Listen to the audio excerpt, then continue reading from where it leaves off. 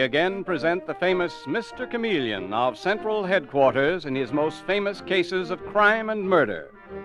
Brought to you by the makers of Bayer Aspirin. For those who do not know who Mr. Chameleon is, we give a quick sketch of his character. Born of a well-to-do family and a college man, he tried from childhood to live up to the name he bore, Chameleon, by taking on the color of whatever situation in which he found himself, appearing in endless guises, finally entering the police force, where he became known as Chameleon, the man of many faces, the underworld's most dreaded man. Throughout this series, the listener will invariably know who Mr. Chameleon is, no matter in which disguise he appears. But the criminal he's tracking seldom does. Tonight we give you Mr. Chameleon and the case of the woman who sensed murder.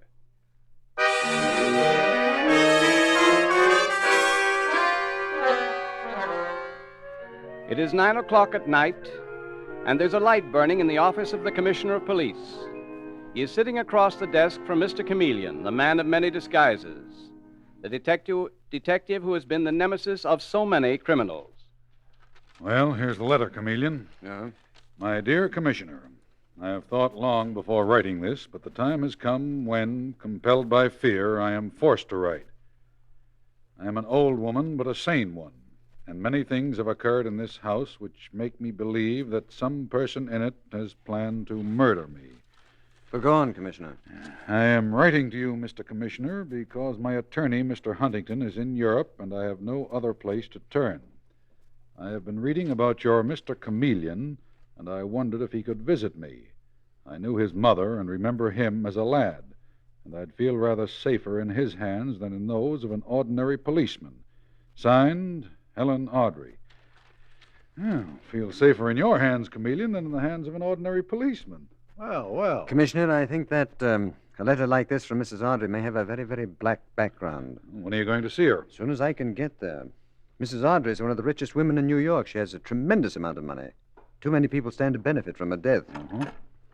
You get me a squad car and have Detective Sergeant Dave Arnold meet me downstairs at once.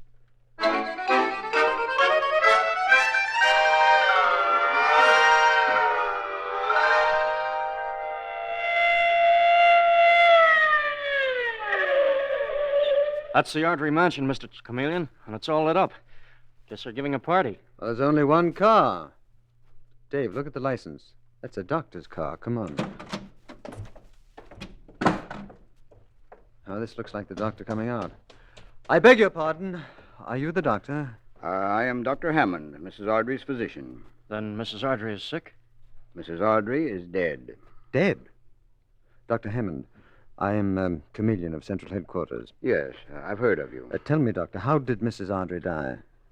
The symptoms are those of an overdose of heart medicine. But I am willing to give no opinion further than that they are the symptoms of an overdose. Thank you, Doctor. I wondered if you could wait inside a moment. I may need to ask you some further questions. Gladly, Mr. Chameleon. I'll be in the library. Thank you. Dave. Yes. Not one word about the letter the commissioner got from Mrs. Audrey. When I talk to these people, I want their guard down. Okay. I smell murder.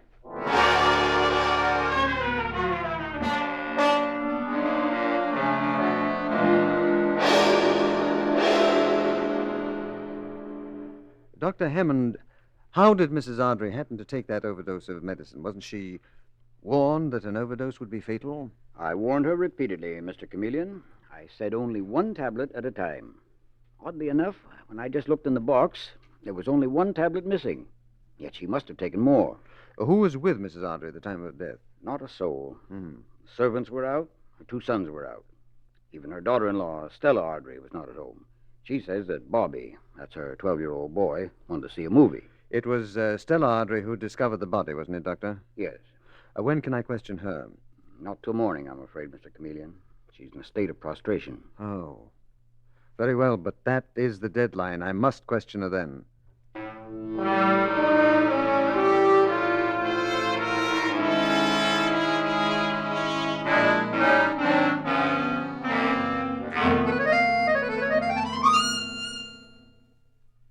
see, Mrs. Audrey, it seems very, very strange to me that your mother-in-law should have died here completely alone. Strange. Oh, it was horrible. Simply horrible, Mr. Chameleon. I'll never forgive myself for going out last night. But I was positive that Joseph and Alfred were with her. Those are her sons, I take it, the famous Audrey twins. Yes, that's right. If famous is the word for their cafe society antics. Oh, I know, but Mr. Chameleon, in all fairness to them, their mother treated them like children. What happens now? Do they inherit the Audrey fortune? Why'd you ask me that? Because I want to know everything. Everything that you know. It all goes to me and Bobby. My mother-in-law gave all her love to my husband, Mr. Chameleon, and then to my boy, her grandson. Mrs. Audrey, could it be that your mother-in-law took this overdose of heart medicine purposely and dropped the curtain on her own life? Oh, no. No, it must have been an accident. And she couldn't have been murdered. Who was murdered? Sure don't know what's going on here, Miss Stella. Oh, Nanny. And who might this be? And why is he bothering you? Nanny, this is Mr. Chameleon, the famous detective from Central Headquarters. And this is Nora Lowry, who's been with Mrs. Audrey for many, many years. Except the one time she needed me, God rest her poor soul. How do you do, sir? How do you do? And I'm sorry I spoke so sharp. But how could she be murdered when no one was here? And she couldn't have taken an overdose of that medicine on purpose. You think not, Miss Lara? Oh, no. But poor soul, there was an odd thing about her, sir. She was scared to death of dying alone like she did. Isn't that so, Miss Stella? Why, yes, that's true, Mr. Chameleon. Mrs. Audrey used to talk about it. It was a phobia, as if she had a premonition. Just like the stupid phobia I have about being cut with a knife. Cut with a knife? Oh, it's childish, isn't it? When I was a little girl, I was badly cut one day while playing. Ever since that time, I've had a horror of a knife. I can't even pick one up. Well, that's quite understandable. All right, Mrs. Audrey. Thank you for your cooperation. And you too, Miss Lara. Then I'll get on with the packing, shall I, Miss Stella? Oh, yes, do that, Nanny. Packing. Does that mean that you're going away, Mrs. Audrey? After the funeral, Mr. Chameleon. My mother-in-law had a summer cottage at the beach club. Oh. Now, especially, I want to get Bobby away from this house. Why'd you look at me so strangely? I was just wondering whether it might not be better for you to stay in New York. Well, maybe not. Now, if you'll excuse me, Mrs. Audrey, I think I'll join Detective Sergeant Arnold and the nightclub twins. Or didn't you know that your brothers-in-law are known about town as the nightclub twins?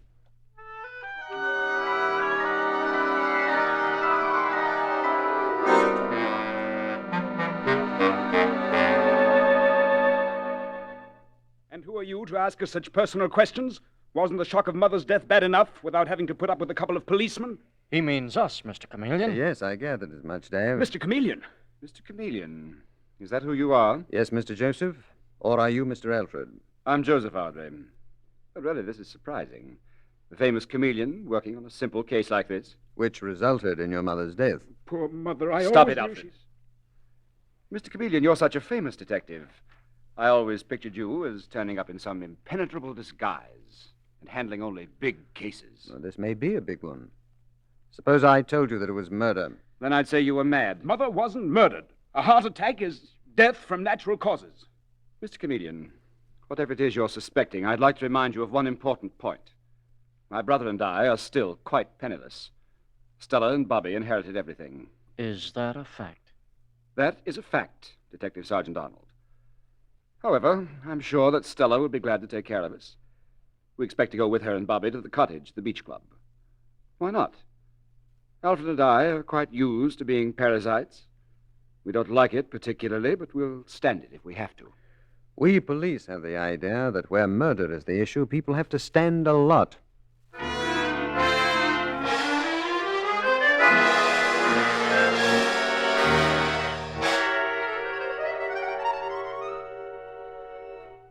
I'll tell you one thing, Dave. Joseph Audrey meant it when he said they didn't enjoy being parasites. Those two want money badly. And they're spending the summer under the same roof with Stella Audrey and her son. I don't trust those guys, Mr. Chameleon. But say, what about that heart medicine? That interests me very much, Dave. There were 10 tablets in that box. Now there are 9. Yet Mrs. Audrey got an overdose. Where did the extra tablets come from? And who gave them to her? Yes, that's the point, Dave. Who? And that terrible fear that she had of dying alone. Stella Audrey with her fear of a knife. Why did she tell me that? Too deep for me, Mr. Chameleon. You know, the more I think of that summer cottage, the less I like it. Wait a minute, I have it. Where's Madeline Evans? Oh, she's going on vacation.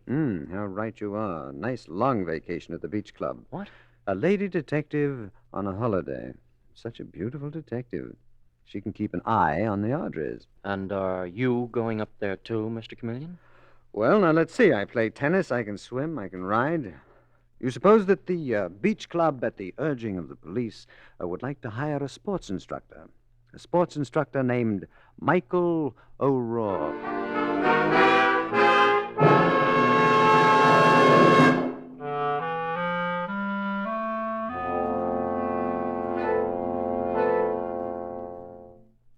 Gee, Miss Evans, that was a wonderful shot. Oh, thank you, Bobby. You like to play tennis, don't you? I like to play with you. You're terrific. Would I be speaking out of turn if I disagreed with the young man? What? What? Well, I've been standing here watching you. And if the young lady will forgive me, her backhand drive is very weak. She doesn't hold the racket properly. What do you mean? She's perfect. Who are you, anyhow? Well, my name is Michael O'Rourke, and I'm the new sports instructor. Oh, how do you do? My name is Madeline Evans, and this is Bobby Ardrey. It's a pleasure, I'm sure. Certainly be a pleasure to teach a pretty girl like Miss Evans to hold her racket properly. You leave her alone. She's all right as she is. Oh, Bobby, I'm simply dying of thirst. Would you get me a glass of water? I'd do anything for you, Miss Evans. And you leave her alone, Mr. O'Rourke. Oh, I certainly will. I see that you've made a conquest, Madeline. Mr. Chameleon, when did you get here? About 2 hours ago. Detective Sergeant Arnold will probably join us tomorrow. Right now, he's checking up on old Mrs. Audrey's will and also investigating the private lives of the sons, Joseph and Alfred Audrey. Oh, those creatures. You're right about Bobby, Mr. Chameleon. I have made a conquest. How is Bobby's mother, Stella Audrey? Oh, not so good. Oh. She looks like a ghost. She takes long walks all alone down by the sand dunes. Nanny, who keeps house for them, you've met Nanny. Oh, yes. It's for Nanny's benefit that I've worked hard on my brogue. Well, Nanny tells me she's worried sick. But then... Miss Evans, sure you don't grip the racket correctly at all. What? Somebody's coming. Now, the proper way to hold it. Miss Evans! Why, it's Nanny. Where's Master Bobby? I've got to find him. He mustn't come near the cottage. Not till the ambulance has taken her away. The ambulance? What do you mean? They found his mother 2 miles down the beach.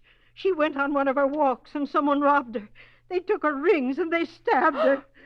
They're afraid she won't live through the night. Stabbed with a knife.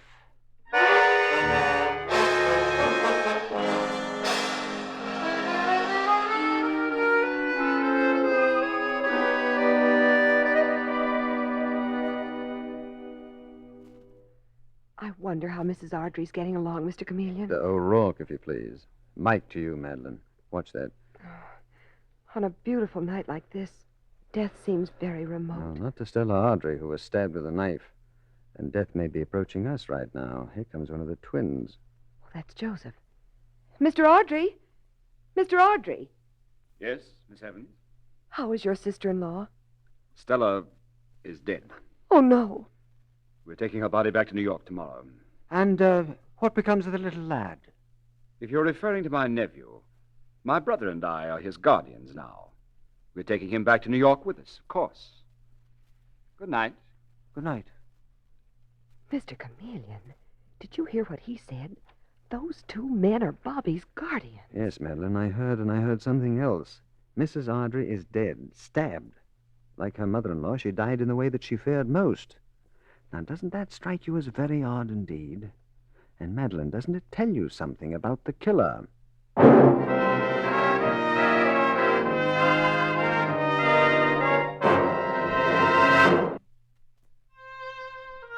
Mr. Chameleon and the case of the woman who sensed murder continues in just a moment. Whenever you wake up in the morning with an ordinary headache and are afraid you're in for a bad day, take 2 Bayer aspirin tablets with a full glass of water the moment you get up, and chances are, before you finish dressing, your headache will be gone. You'll feel perfectly normal. Your day will be saved.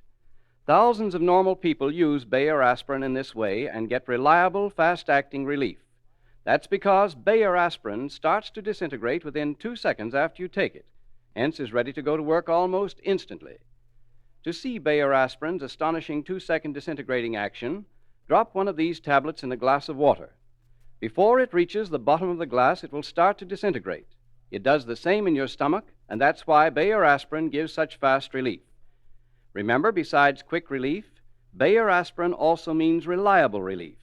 Bayer aspirin has been used without ill effect by millions of normal people. So for fast, dependable relief from headache, neuritic, or neuralgic pain, always ask for Bayer aspirin by its full name, never by the name aspirin alone. Get the 100-tablet bottle and you get Bayer aspirin tablets for less than a penny apiece.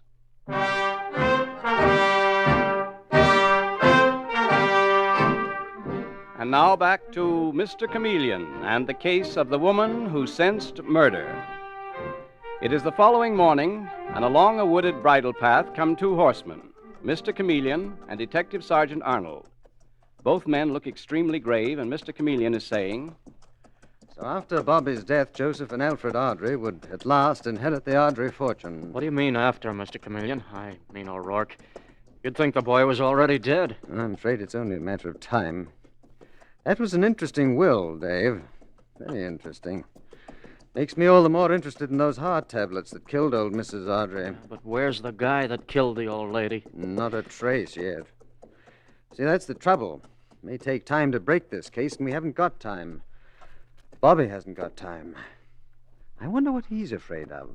Oh, the kid? Yes. You see, his grandmother, remember, was afraid of dying alone. That's how she died. Stella, his mother, had a dread of being cut. She was stabbed to death. There's a queer, sadistic pattern there, Dave. I know that boy may be murdered, but I don't know by whom, and I don't know how. Mr. Chameleon, there he is, coming out of the paddock. Oh, probably waiting for Madeline. You better beat it, Dave. Okay, see you later. No. Well, hello there, young fella. You waiting for Madeline? I'm waiting for Miss Evans.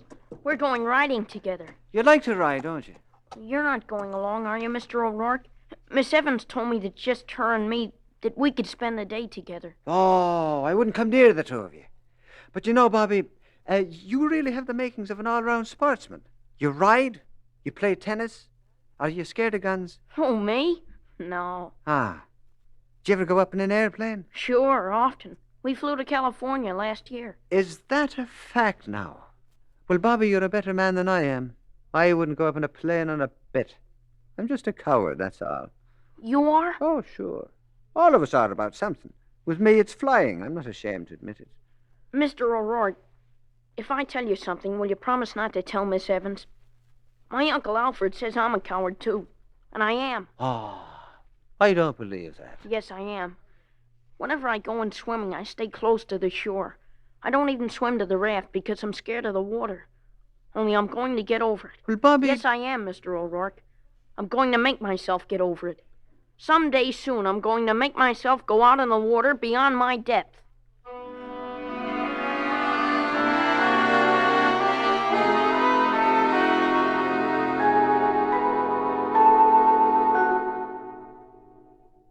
So there we are, Madeline.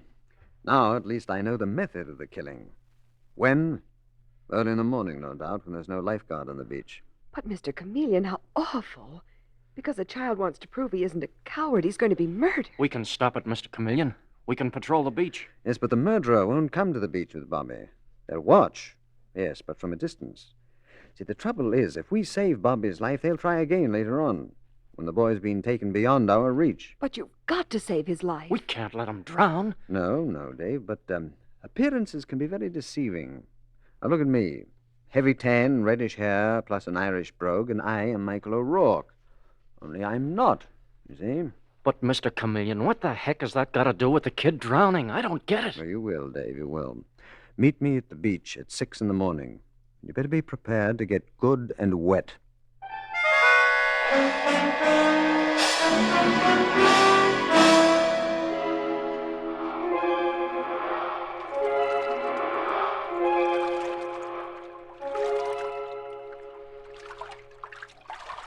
For Pete's sake, Mr. Chameleon, how long do we have to stay here in the water? Keep your head down, Dave. I don't want anyone to see us from the shore. We've been hanging onto this raft for hours. Oh, 15 minutes at most. If Bobby's coming. He'll come soon. We should have patrolled the beach. Oh, that wouldn't do it, Dave. They must think that the child is dead. Oh, look, there he is. Bobby? Mm-hmm. Yes, he's alone. I thought he would be. Do you think they're watching him? Why, I'm sure of it. Yes, he's coming into the water now. Starting to swim toward the raft. Yeah. Oh, Mr. Chameleon, what sort of a person is it who can stand by and watch while a child drowns? That question will soon be answered. He's slowing down. It's too far for him all the way out to this raft. Keep out of sight, Dave. I'll bring him round to the back of the raft. But that's a long way for you to swim underwater, isn't it? I'll make it. I've got to. There he goes. He's calling for help. Okay, Dave, keep out of sight as if your life depended on it.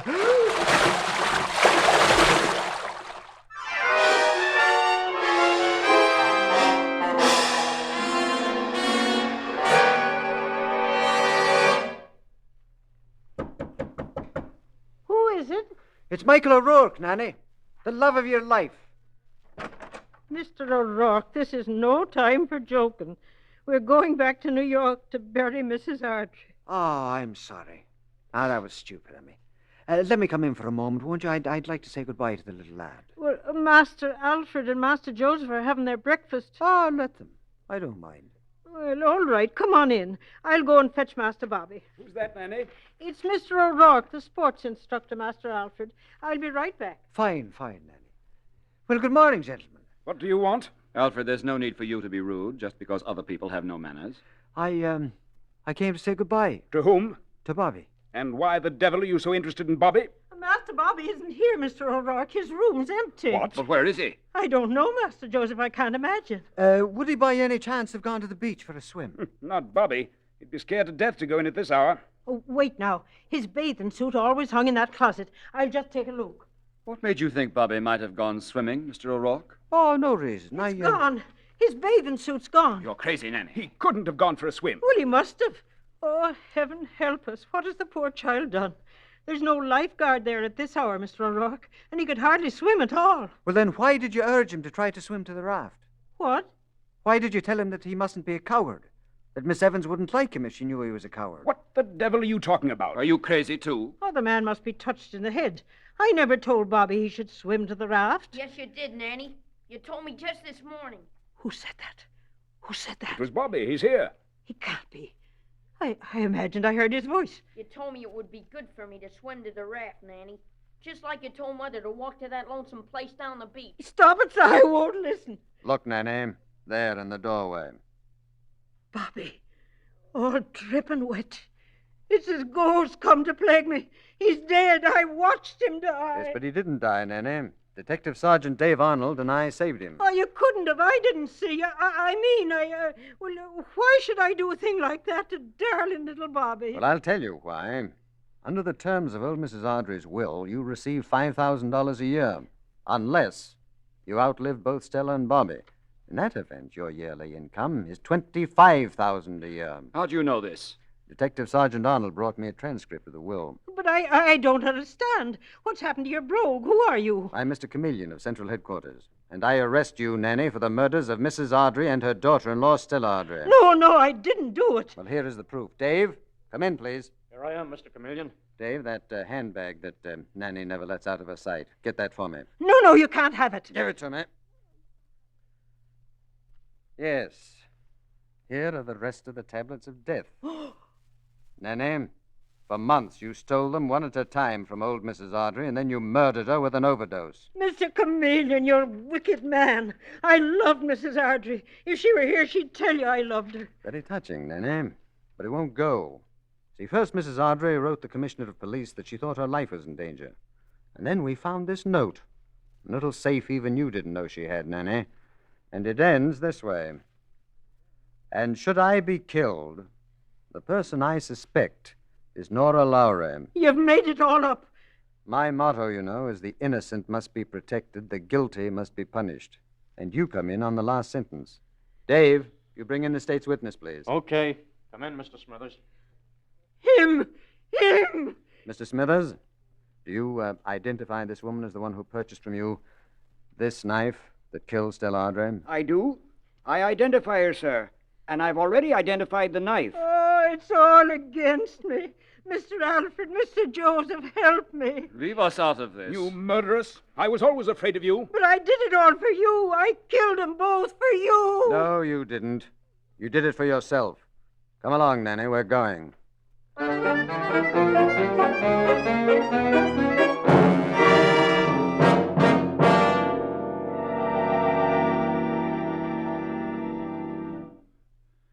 Now that you've settled this case, Chameleon, what's going to happen to the boy, Bobby? Well, he's going out west to live with his mother's sister, Commissioner. I understand she's very fond of him. And, if you please, he's being personally escorted there. Madeline, you come in here, please. Yes, Mr. Chameleon. I just stopped in to say goodbye. Goodbye. Madeline is using the rest of her vacation, Commissioner, to see that Bobby reaches his destination safely. Well, that's very kind of you, Miss Evans. Not at all, Commissioner. I expect to enjoy the trip. Yes, and she will. You know, this girl is an expert at making conquests, and a woman doesn't have to be a detective to know that a train is a perfect setting for conquests.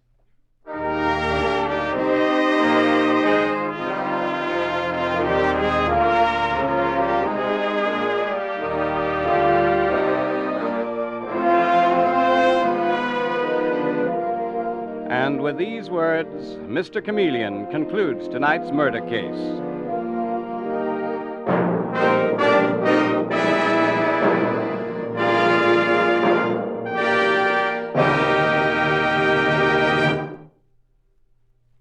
Here's something it will pay you to keep in mind whenever you're suffering from an ordinary headache and want really fast relief. Because genuine Bayer aspirin starts disintegrating in your stomach within 2 seconds after you take it, it quickly relieves the pain. Actually, this remarkable 2-second disintegrating action means that Bayer aspirin is ready to go to work almost instantly. And that's important, for when you're suffering, you want fast relief, very fast relief. And you also want relief you can depend upon. And here again, that means Bayer aspirin. For of all pain relievers, none can match Bayer aspirin's record of use by millions of normal people without ill effect. So when you buy, do as millions do, ask for genuine Bayer aspirin. Get the 100-tablet bottle, and you get Bayer aspirin tablets for less than a penny apiece.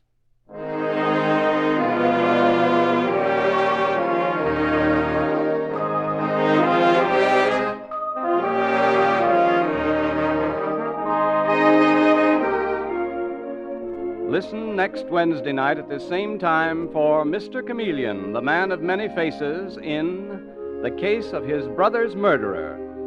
The part of Mr. Chameleon is played by Carl Swenson, with dialogue by Marie Baumer from the original story by Frank and Ann Hummert. Music directed by Victor Arden. Your announcer is Howard Claney.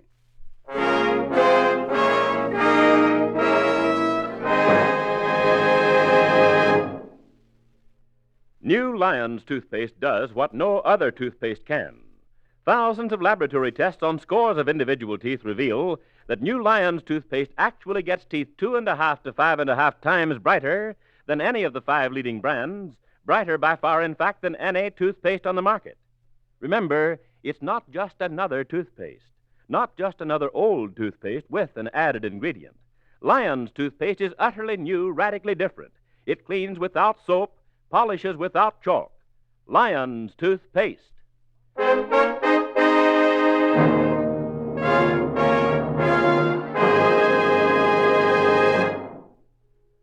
Mr. Chameleon, the new mystery drama, will be heard in another performance next Wednesday night at this time.